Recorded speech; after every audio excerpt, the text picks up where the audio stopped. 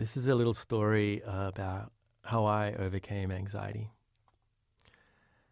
It's funny when I think about it now, your parents and your teachers, I know my parents and my teachers, bless them, probably had this really absurd idea that when you grew up, you'd know how to adult effectively. At least I think that's what my parents thought. I would know how to build healthy relationships, raise children, and lead successful lives all by myself. But what they didn't teach me, and maybe what they didn't teach you, is about the pain of failed love, the burden of mortgage repayments, and the stress of everyday life. They gave us tidbits of wisdom, sure, but for many of us, our early childhood teachers didn't teach us how to understand doubt, fear, stress, and our own thoughts. Did you know that anxiety is the most common mental health condition in Australia, maybe even the world? In Australia, 1 in 4 people suffer from anxiety at some stage of their lives. Many of us have experienced moments of anxiety. What if I make an idiot of myself at the party? Will I make it in time for the meeting? What if I stuff up this presentation? Did I leave the heater on? But for an ever-growing number of people, anxiety is chronic. This kind of anxiety, it doesn't stop. It's when the heater is off, but we still think it's on. It's a kind of anxiety that stops us leaving the house, affects our sleep, our health, and our capacity to function at our best. It's a heavy, negative presence that can ruin careers, relationships, and even lives. I know this because 10 years ago, I had it. For over 10 years, I operated on low levels of anxiety throughout my career in the corporate world. I assumed that the nerves and the edginess were part of corporate life. I supplemented my poor sleep, with 3 or 4 cups of coffee a day, my afternoon lulls with chocolate, and my constant self-doubt with procrastination. I had no idea I had anxiety because I had never learnt what it was. I wasn't aware until one day I had an anxiety attack at work. I remember the day well. I was enjoying my morning coffee. I thought it was just a strong coffee. I thought it was strong because I started to get fidgety. My heart started to beat really quickly, and I was like, damn, this is a really strong coffee. The kind of coffee that goes straight to your heart. My bottom lip at one stage started to quiver, and my first thought was, oh, the people around me can't see this. But all the staff that were reporting to me at that point did. They saw me quivering and shaking and weren't quite sure what was going on. I'm sure at some point the whole office wondered why I was staring at my computer, breathing deeply. I ran out of the office hyperventilating, and I started walking fast all through the city. I knew then that it wasn't the damn coffee. It was some kind of anxiety attack, and something that I would later find out was called a panic attack. So I did what any sane person on the verge of a nervous breakdown would do. I quit my job and didn't leave the house for months. This was a really big panic attack. I saw a lot of experts during that time. Anyone that I thought could help. Doctors, psychiatrists, shamanic healers, Reiki masters. They all listened to my story. And they were wonderful people doing their best to help.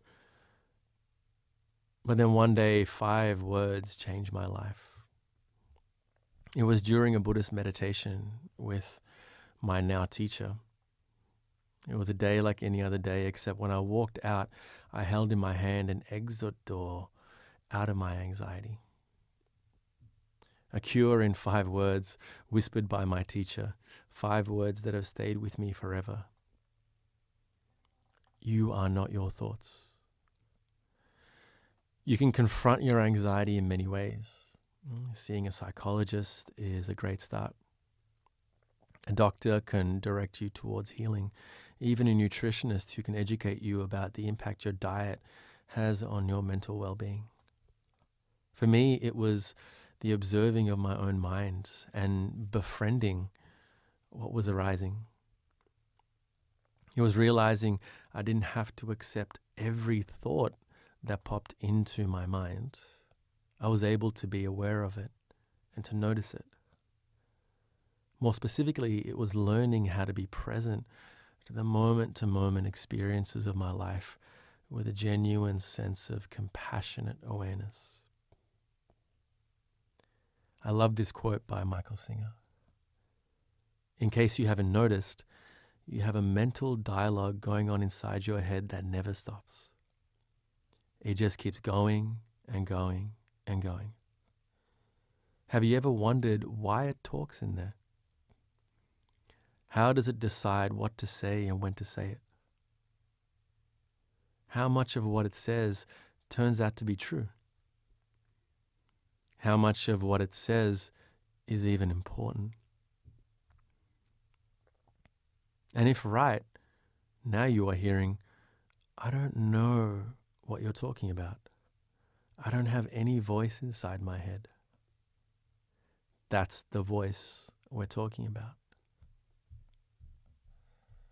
When we go through any form of suffering, it can feel personal, but it's not. You think you're the only person having an experience like you're having. But we all suffer. You're not alone.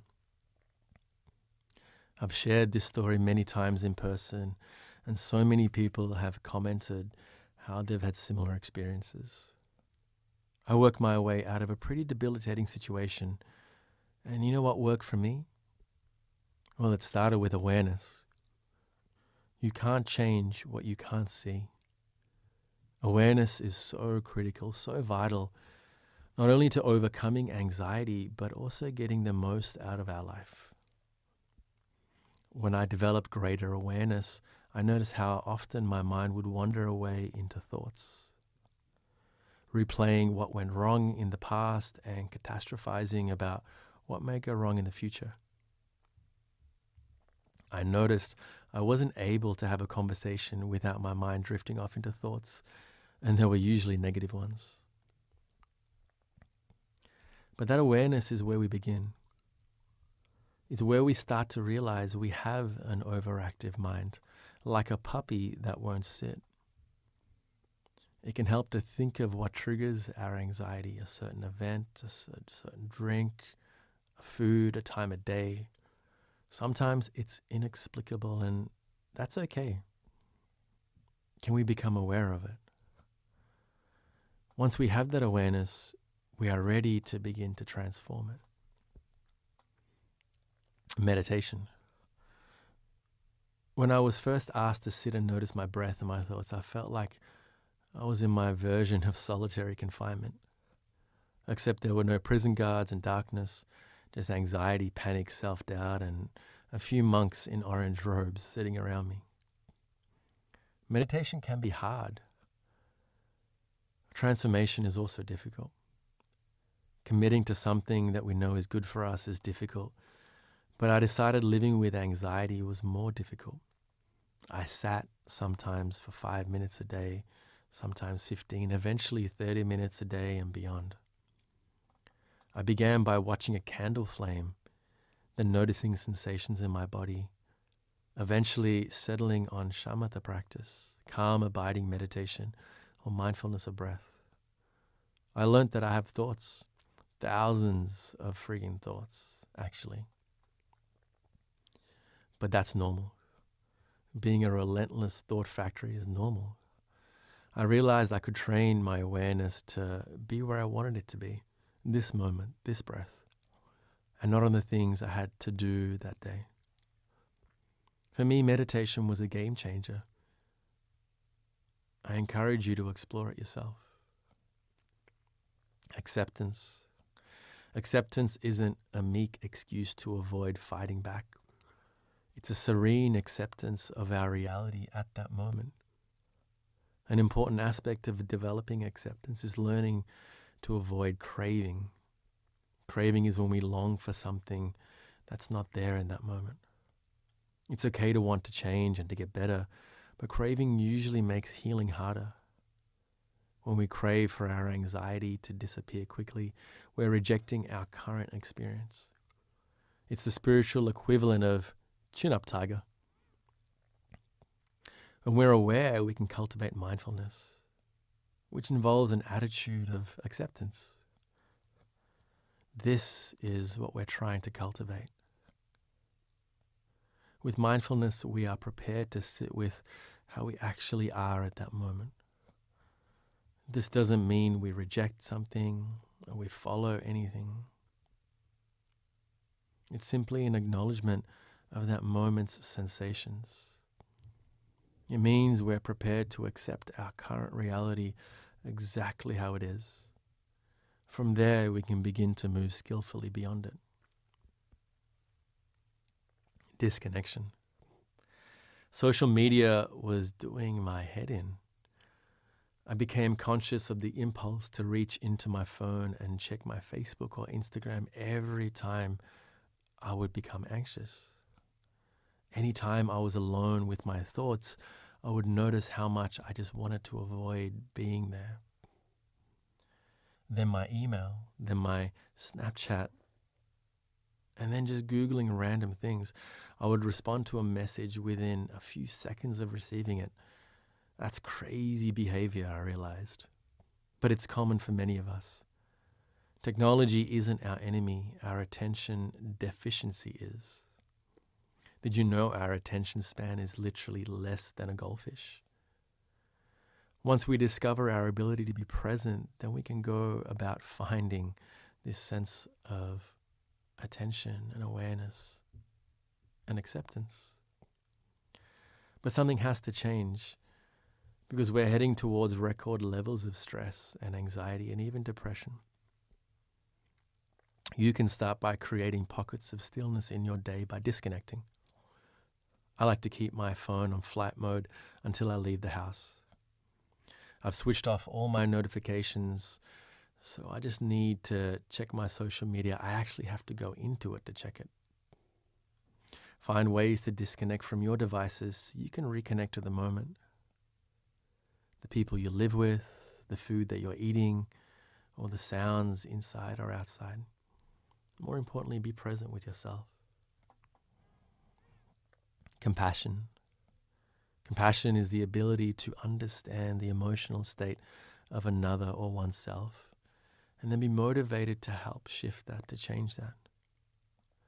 When we try to heal from anything, it's crucial that we are gentle with ourselves.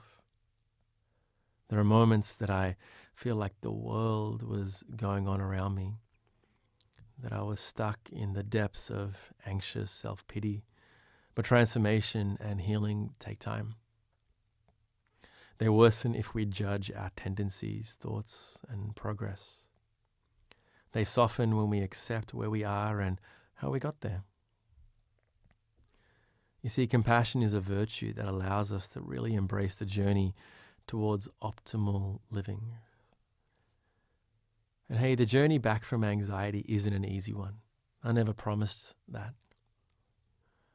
For some serious cases, you should definitely see a professional that's highly credentialed. But with my hand on my heart, the body and mind has a genuine capacity to heal itself. Start where you are. Start now. Smile, breathe, and go slowly. And if anything in this little talk resonated, I encourage you to take one step forward, then another, and then another.